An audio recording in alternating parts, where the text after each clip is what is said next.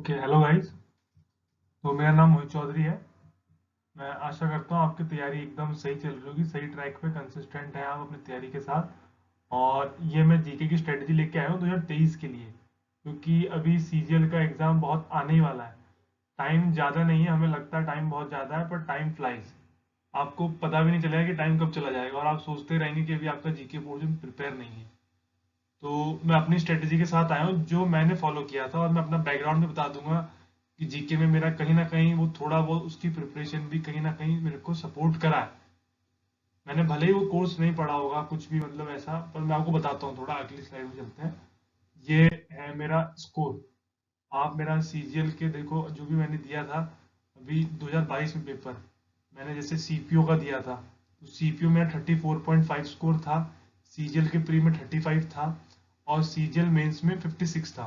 तो आप देख सकते हैं मेरा लगभग कंसिस्टेंट था कि मेरा 70% स्कोर रहता था, ना ज़्यादा ऊपर ना ज़्यादा नीचे। ज़्यादा तो मैं इसको लक भी नहीं मानूंगा, कि बहुत से लोग कह सकते हैं कि आपका लक था कि इजी शिफ्ट आ गई, कि या मतलब बहुत ही इजी थी, आपसे क्वेश्चन बन गए। वो एक फैक्टर होता है, पर लेकिन एक होता है कि आप इतना स्कोर तो बना ही सकते हैं। 75 में से अगर आप तैयारी करेंगे तो 45-50 अचीवेबल स्कोर है। और उसके बाद आपकी थोड़ी लक भी होती है, थोड़ी बहुत किस्मत होती है, पर डेफिनेटली हार्डवर्क ज्यादा मैटर करता है कि आपने हार्डवर्क करा है कि नहीं करा है। तो ये मेरा स्कोर था जो मैंने दिखाया। अब उसके बाद हम लोग चलते हैं। अब जो भी मैं स्ट्रेटेजी बताऊंगा वो आपको कैसे फॉलो करनी है, क्योंकि मैं हर सब्जेक्ट के बारे में नहीं बता सकता हूँ। जो मैंने फॉलो किया था, मेरा था रूटीन कि मेरे को डेली के 100 पीवाईक्यूज लगाने हैं। उसके लिए मैंने पिनाकल बुक को फॉलो किया था रिलीजियसली, एकदम दिल से।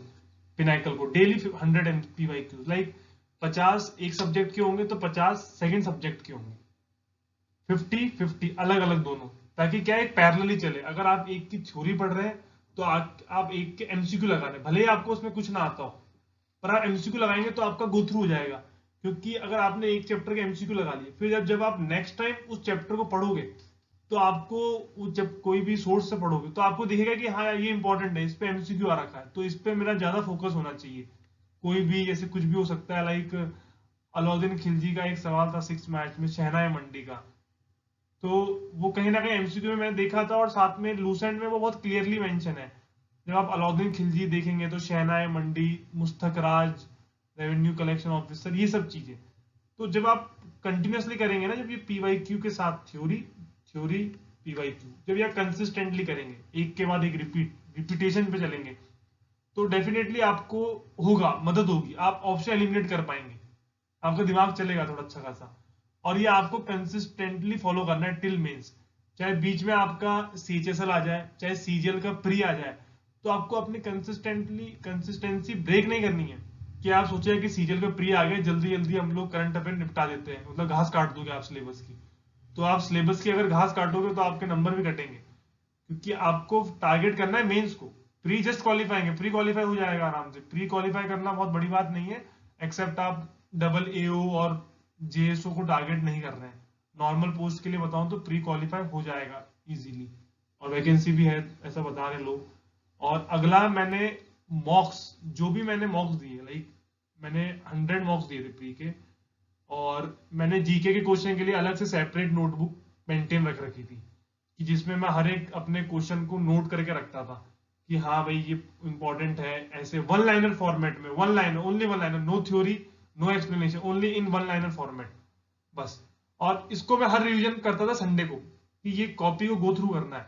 आपको स्टार्टिंग में तो लगेगा कि यार मैंने एक हफ्ता बनाया, अभी से एक ही पेज भरा है, पर जैसे ही मेन तक आएगा तो ये गट्ठी बन जाएगी, और ये आपको याद होनी चाहिए, मुंह जुबानी याद होनी चाहिए। और मैं गारंटी के साथ कह रहा हूँ 30 दिन के बाद, after 30 days, you will definitely see the improvement in your score. और साथ में जो एक पंडित ग्रुप की मैं मतलब बीच बीच में बताता रहूंगा कि उनके सोर्सेज थे बहुत सारे। मैं जैसे पंडित के मेंस ग्रुप में ज्वाइन था, मैं उनमें ज्वाइन था मैं, तो आपको मैं सोर्स से बताऊंगा। तो पंडित का फ्री ग्रुप टेलीग्राम चैनल है, वो टेलीग्राम पे सर्च कर लेना आप द पंडित, तो आपको एक ही चैनल दिखेगा वो। उस पे वो बहुत सारा कंटेंट देते हैं, डेली टारगेट देते हैं, तो आप वो ज्वाइन कर सकते हैं। ये कोई प्रमोशन नहीं है, टू बी ऑनेस्ट मैं उनका मेंबर था मेंस के ग्रुप के लिए।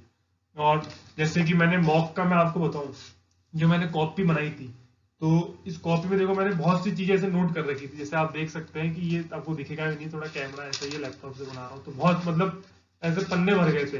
तो इसमें जैसे ही मैं भी एक 6 मार्च को मेरी एक शिफ्ट में क्वेश्चन था सीओपी के ऊपर, तो देखो मैंने यहाँ सीओपी डायरेक्ट लिखा है सीओपी 2023 यूएई में होगी, और मेरे में क्वेश्चन था कि वो इंडिया में हो रही है, तो मैं वहां से ऑप्शन एलिमिनेट कर पाया था। ये तो सिर्फ एक वन एग्जांपल है, एक वन एग्जांपल। ऐसे मतलब बहुत सारे हैं जो कहीं ना इसमें से मेरे बहुत हेल्पफुल रहे हैं ऑप्शन एलिमिनेशन में भी। ओके, तो आप ये समझ गए होंगे मैं कैसे कैसे बताऊंगा, आपको थोड़ा बहुत रफ आइडिया होगा। तो बाकी आप अपने हिसाब से एडजस्ट करें, बाकी टॉपर्स की भी देख सकते हैं, जो भी है अपने हिसाब से एडजस्ट करें, ब्लाइंडली मत फॉलो करें मेरे को। उसके बाद टॉपिक्स आपको पता है physics, chemistry, polity, ancient, medieval, geography, economic, current affair, static GK. और आपको पता है इस बार एसएससी ने स्टैटिक जीके को बहुत ही कम रोल दिया था मेरे हिसाब से। इतने मैक्सिमम इन जो पोर्शन है ना, ये इस पे मैक्सिमम फोकस रहा था, खास तौर पे पॉलिटी, फिजिक्स, हिस्ट्री, ये सब चीज जिसने प्रिपेयर कर रखी थी उसका स्कोर आया है। और जो सिर्फ स्टैटिक के भरोसे था, डांस, फेस्टिवल, उसका स्कोर एकदम डिप कर गया।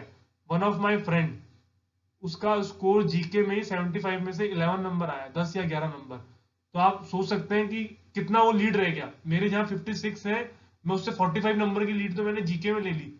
और ऐसा तो है नहीं कि वो बाकी में मेरे से ज्यादा लीड ले लेगा, क्योंकि कोई भी मैथ्स रीजनिंग में आपको इतनी लीड नहीं निकाल सकते हैं आप, जितना आप जीके में निकाल सकते हैं अगर आपने ढंग से प्रिपेयर करा है। लीड भी नहीं तो कम से कम एक एवरेज स्कोर रखिए, 40 का टारगेट लेके चलिए कि कम से कम 40 आए। अब आता है, मैं फिजिक्स, केमिस्ट्री, बायो की बात करता हूँ। और देखो पहला यहाँ मेरा बैकग्राउंड, मैंने सीएपीएफ एसी की मैं तैयारी कर रहा था 2021 में ग्रेजुएशन होने के बाद। मैंने सोलरली 7 to 8 मंथ्स दिए थे, अप्रैल तक, अप्रैल 2022 तक मैंने सोलरली सीएपीएफ को डिवोट किया था। पर लेकिन मैं उसमें थोड़ा मेरे को लगा कि मेरी सक्सेस रेट कम रहेगी, तो मेरा स्कोर नहीं आ रहा था, तो मैंने फिर सीजीएल में स्विच करा। मेरे दोस्त के कहने पे कि यार मेरे को एक जॉब लेनी है, पहले एक सिक्योरिटी चाहिए, तो मैं सीजीएल में स्विच करा था मैंने। तो आप देख सकते हैं, तो उसका मेरा बैकग्राउंड कहीं ना कहीं मेरे को हेल्प करा होगा कि मैंने वहां सोलली जीके प्रिपेयर करी थी, लाइक लक्ष्मीकांत से पॉलिटी, 11th 12th की ज्योग्राफी की एनसीईआरटी। तो वो एक फैक्टर है कि वो कहीं ना कहीं मेरे काम आया होगा। अब आया फिजिक्स, केमिस्ट्री, बायो। अब फिजिक्स, केमिस्ट्री, बायो पे बंदे दो टाइप के, एक है जो रट लेते हैं चीजें, अगर वो रटने में सही है तो वो लूसेंट फॉलो करे, आराम से आपका हो जाएगा सही। लूसेंट में भी इंपॉर्टेंट टॉपिक्स, लाइक फिजिक्स में लाइट्स, यूनिट्स, डिस्कवरीज, करंट, पहले इन टॉपिक्स को कंप्लीट करें हमेशा। टारगेट होना चाहिए कि पहले इन टॉपिक को खत्म करना है। लाइक केमिस्ट्री में metals, non metals, semiconductors, acid base, formula, periodic table, biology में disease, deficiency, cell, animal, plant kingdom, ये इंपॉर्टेंट है। और जो बंदा जैसे कि जिसका बेस नहीं है, जो रट नहीं सकता है, तो थोड़ा एक्सप्लेनेशन चाहिए, वो 9 10 की एनसीईआरटी भी फॉलो कर सकता है, क्योंकि 9 10 की एनसीईआरटी से उन्होंने सवाल पूछे थे बायोलॉजी में, लाइक थैलोफाइटा का था एक क्वेश्चन, ऐसे ही शायद ब्रायोफाइटा किसी में आया हुआ, एम्फीबियन ऑफ द प्लांट, या एल्गी ऑफ द किंगडम, तो थैलोफाइटा कहते हैं। ये सब मैंने 9 10 की एनसीईआरटी में पढ़ा था, तो वहीं से वो मेरा क्वेश्चन सॉल्व हुआ है। ऐसा नहीं है कि लूसेंट से पढ़ा हो, क्योंकि लूसेंट आप, मैं तो याद नहीं कर सकता था लिटरली। मैं तो सिर्फ ऊपर से फेर लेता था जो जो इंपॉर्टेंट टॉपिक थे, खासतौर जो पंडित ग्रुप पे हमारे आते थे, हमारे पंडित पे टास्क चलता था डेली टारगेट पे, चाहे वो फ्री हो चाहे पेड हो, दोनों पे सेम टू सेम कंटेंट है, कोई ऐसा कोई फर्क नहीं है ज्यादा। तो वो काफी सही था, जो मैंने उसको ऐसे फॉलो करा, स्टेप बाय स्टेप स्कोर बढ़ता है। मतलब कोर्स भी ऐसे खत्म होता है, ऐसे नहीं होता कि आपने करा और एक हफ्ते में जीके खत्म, this is not going to work. और साथ में ऐसे आपने फिजिक्स उठाया, तो ऐसा मत करिए फिजिक्स को बहुत लंबा खींच दिया, 10 डेज में कर दिया। फर्स्ट रीडिंग कर रहे हो तो कोशिश करिए 5 डेज में पूरी लूसेंट ही खत्म कर दी फिजिक्स की। और साइड बाय साइड जैसे आप फिजिक्स पढ़ रहे हो तो केमिस्ट्री के एमसीक्यू लगाते चलिए, ताकि आप 7 दिन बाद आपके केमिस्ट्री के यहाँ से एमसीक्यू खत्म होंगे, और यहाँ से 7 डेज में आपकी फिजिक्स खत्म होगी। फिर रिवर्स, यहाँ पे आप फिजिक्स के एमसीक्यू लगा रहे हैं और यहाँ पे केमिस्ट्री की थ्योरी पढ़ रहे हैं। ऐसे चलेंगे तो आपकी एक अच्छी लर्निंग हो सकती है मेरे हिसाब से, और टाइम भी बचेगा, और ज्यादा